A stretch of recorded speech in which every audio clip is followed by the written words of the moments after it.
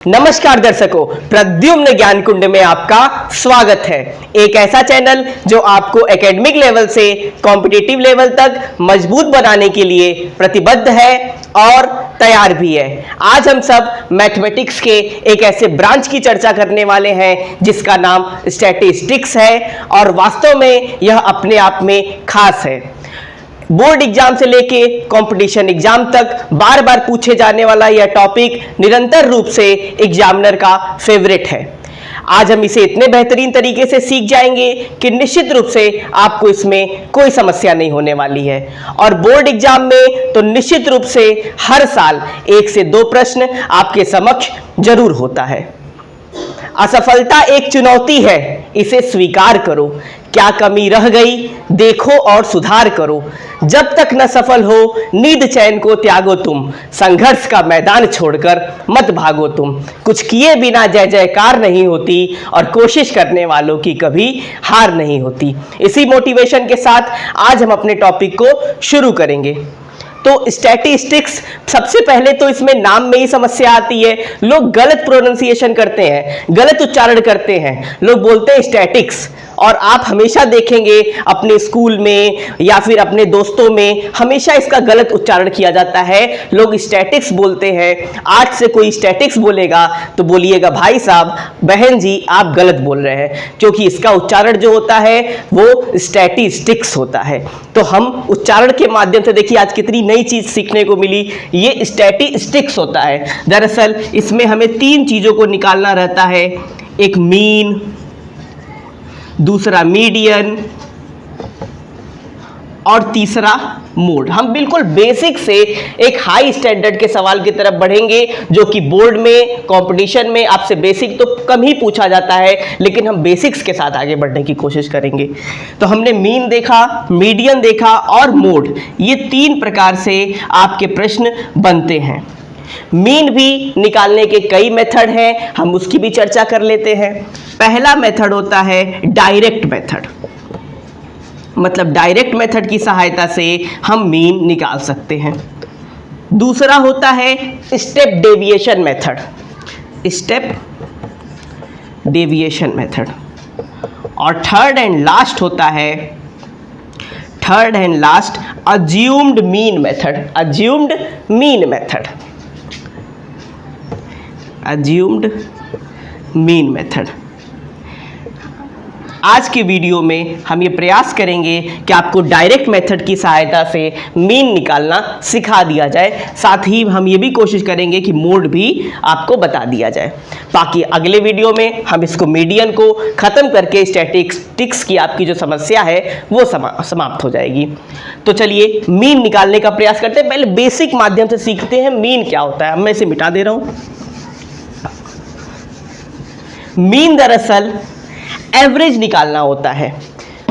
यदि मैं बोलूं कि किसी विद्यार्थी ने किसी परीक्षा में इंग्लिश में 25 मार्क्स पाए, इंग्लिश में 25 मार्क्स पाए, मैथमेटिक्स में, मैथ्स में उसने 22 मार्क्स पाए, और एक और सब्जेक्ट ले लेते हैं, हिंदी में उसने 30 मार्क्स पाए।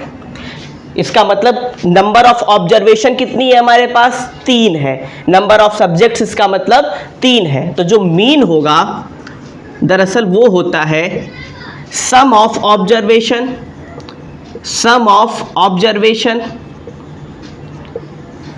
Upon total number of observation, upon total number of observation, total number of observation. तो चलिए जरा हमें बताइए कि ऑब्जर्वेशन कितनी है। जब हम मीन निकालेंगे तो टोटल नंबर ऑफ ऑब्जर्वेशन कितनी है? 3 है, यानी 3 सब्जेक्ट्स के डेटा हमको दिए गए हैं। तो यहाँ नीचे हम क्या लिख देंगे? 3 लिख देंगे, और ऊपर सारे सब्जेक्ट्स के मार्क्स को हम ऐड कर लेंगे। जैसे 25 प्लस 22 एंड 30, जरा ऐड कर लीजिए, कितना हो जाएगा? 5 2 7, 2 2 4 और 3 7, 77 अपॉन 3। इसको डिवाइड कर लीजिए। 3 2 जा 6, कैरी लगा 1, 17 आया, 3 5 जा 15 और 2 पॉइंट लगाएंगे, 0 उतरेगा, 20 बनेगा और 3 6 जा 18। इसका मतलब ये 25.6 है उस बच्चे का कहीं ना कहीं ये मीन स्कोर आ रहा है। मीन स्कोर, मीन मार्क्स उसके कितने आ रहे हैं? 25.6 के आसपास आ रहे हैं। ये अगर क्लास इंटरवल दे दे, क्लास इंटरवल दे दे तब क्या होता है? जैसे एक सवाल के माध्यम से हम समझेंगे कि जैसे मान लीजिए कि किसी पेपर में एक टेस्ट होता है जिसमें बच्चों का मार्क्स को ऑब्जर्व किया जाता है और ये पाया जाता है कि 0 से लेके 10 मार्क्स तक कितने बच्चे पाए? 0 से लेके 10 मार्क्स तक 7 बच्चे पाए। 10 से 20 कितना पाए? 10 से 20 पाए 14 बच्चे। 20 से 30 मार्क्स के बीच में कितने बच्चे हैं? 20 से 30 मार्क्स के बीच में 13 बच्चे हैं। 30 से 40 मार्क्स के बीच में क्या हाल है? 30 से 40 मार्क्स के बीच में 12 हैं। 40 से 50 मार्क्स के बीच 20 हैं। 50 से 60 मार्क्स के बीच कितने हैं? 11 हैं। 60 से 70 मार्क्स के बीच कितने हैं? 15 हैं। और 70 से 80 मार्क्स के बीच 8 हैं। देखिए कितने बेहतरीन तरीके से और कितने बेहतरीन अंदाज में हम सीख रहे हैं, आपको निश्चित रूप से आनंद आ रहा होगा। तो दरअसल जानते हैं समस्या क्या होती है? इसमें क्लास इंटरवल दे दिया, हमें एग्जैक्ट नंबर नहीं पता है जो कि हमारी सरदर्दी का कारण बनता है। लेकिन हम दरअसल इसको इस क्लास इंटरवल में हम एक क्लास मार्क निकालने की कोशिश करेंगे। ये तो चलिए ये क्लास इंटरवल है, यहाँ पे चलिए टेबल में मैं बनाता भी चल रहा हूँ ताकि आपको इसमें भी सुविधा हो। ये जो दिया हुआ है ऊपर वाला, ये है क्लास इंटरवल, इसको बोलते हैं क्लास इंटरवल, क्लास इंटरवल। और ये है फ्रीक्वेंसी, मतलब बार बार, यानी 0 से 10 नंबर के बीच में कितने बच्चे रिपीट हुए? 7 बच्चे रिपीट हुए। तो इसका मतलब ये क्लास इंटरवल हो गया और ये आपकी फ्रीक्वेंसी हो गई, ये आपकी फ्रीक्वेंसी हो गई।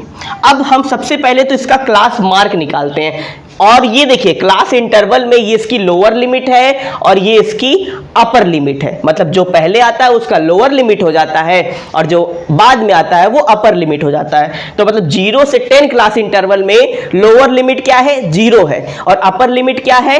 10 है। तो आइए क्लास मार्क निकालते हैं। मैं यहां लिख दे रहा हूं। तो क्लास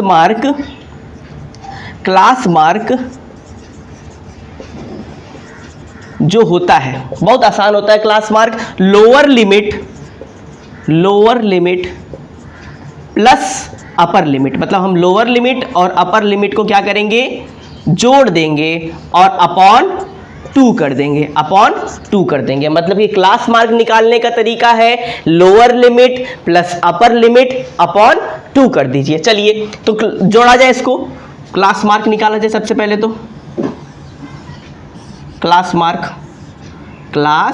मार्क मैं CM लिख दे रहा हूं, आप समझ जाइएगा। क्लास मार्क 0 से 10 जोड़िए, तो जोड़ेंगे तो 10 आएगा, अपॉन 2 करेंगे तो 5 आएगा।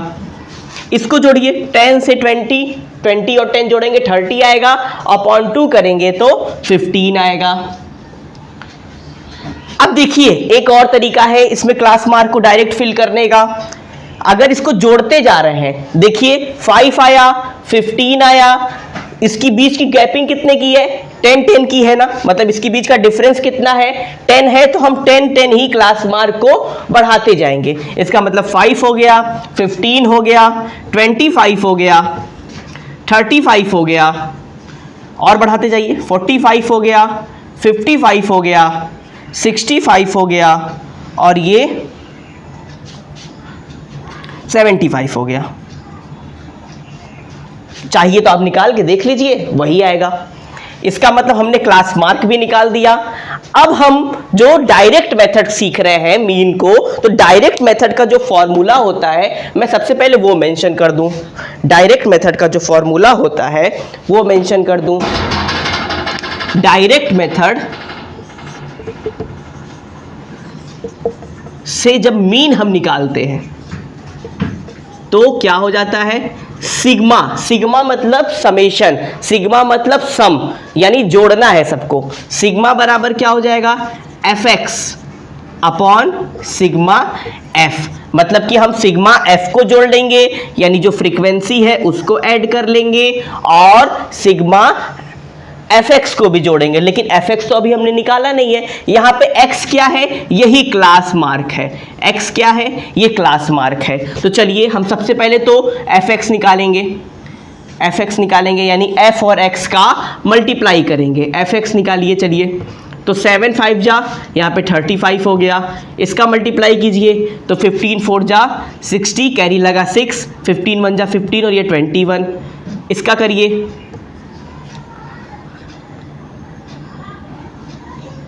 ये आपका 325 आ गया। इसका करिए 12 25 60 का शून्य हाथ में आया 6, 12 3 36 6 42। इसको जोड़िए 900। इसको 11 5 जा 55, कैरी लगा 5, 11 5 जा 55 और ये 6 5 60 हो गया। थोड़ा सा कैलकुलेशन देखते चलिएगा। 15 5 75 का 5 हाथ में आया 7, 15 6 90 7 97। इसको 8 5 40 का शून्य हाथ में आया 4, 8 7 56 और 4 60। अब इसको ऐड करते हैं, चलिए। अब इसको ऐड करिए, ऐड करके हो सकता है आपको ना दिख रहा हो तो हम यहाँ पे लिख दे रहे हैं। अब सिग्मा एफ एक्स का मतलब कि हम एफ एक्स का सम करेंगे, समेशन करेंगे। कैसे जोड़ेंगे, जोड़ लीजिए। पहले सिंगल डिजिट सारी जोड़ लीजिए वंस वाले प्लेस की। 5 5 10 15 20, 0 आया, कैरी लगा 2, 3 2 5 1 6 2 8 2 10 7 17 का 7 हाथ में आया 1। यहाँ पे 3 3 6 4 10 9 19 6 25 25 और 9 34, 34 6 40, ये 40 70 आ रहा है। अब सिग्मा एफ भी निकाल लीजिए, जोड़ लीजिए। 7 4 11 3 14 2 16 1 17 5 22 8 30 का शून्य हाथ में आया 3, 3 1 4 1 5 1 6 2 8 2 10, यानी 100 है टोटल। फ्रीक्वेंसी जो आ रही है वो 100 आ रही है। इसको 100 से डिवाइड कर लीजिए, 0 से 0 कट गया। अब 10 है, यानी कि पॉइंट कितने डिजिट पे लगेगा, एक डिजिट से इधर लगेगा। इसका मतलब 40.7 जो आ गया वो आपका मीन आ गया। इसका मीन आ गया। अब हम नेक्स्ट वीडियो में मोड की चर्चा करेंगे और उसके अगले वीडियो में मीडियन की चर्चा करेंगे। यदि आपको मेरा तरीका अच्छा लगता हो, यदि आपको मेरा प्रयास अच्छा लगता हो तो निश्चित रूप से आप हमारे साथ जुड़िए, हमारे चैनल को सब्सक्राइब कीजिए, ज़्यादा से ज़्यादा मात्रा में लाइक कीजिए, क्योंकि ये आप ही का चैनल है और आप इसके सूत्रधार बनिए और इस चैनल को आगे बढ़ाते चलिए। जिस प्रकार आज हमने मीन को सीखा है, अगले वीडियो में मोड और उसके बाद मीडियन को सीखते हुए स्टैटिस्टिक्स को इतने बेहतरीन तरीके से समाप्त करेंगे कि आपको निश्चित रूप से आनंद आता रहेगा। अपने माता पिता का ध्यान रखिए, क्योंकि माता पिता साक्षात ईश्वर है। अपने आसपास सफाई और स्वच्छता निश्चित रूप से बनाए रखिए और राष्ट्र सेवा की भावना अपने अंदर प्रबल कीजिए। बहुत बहुत धन्यवाद।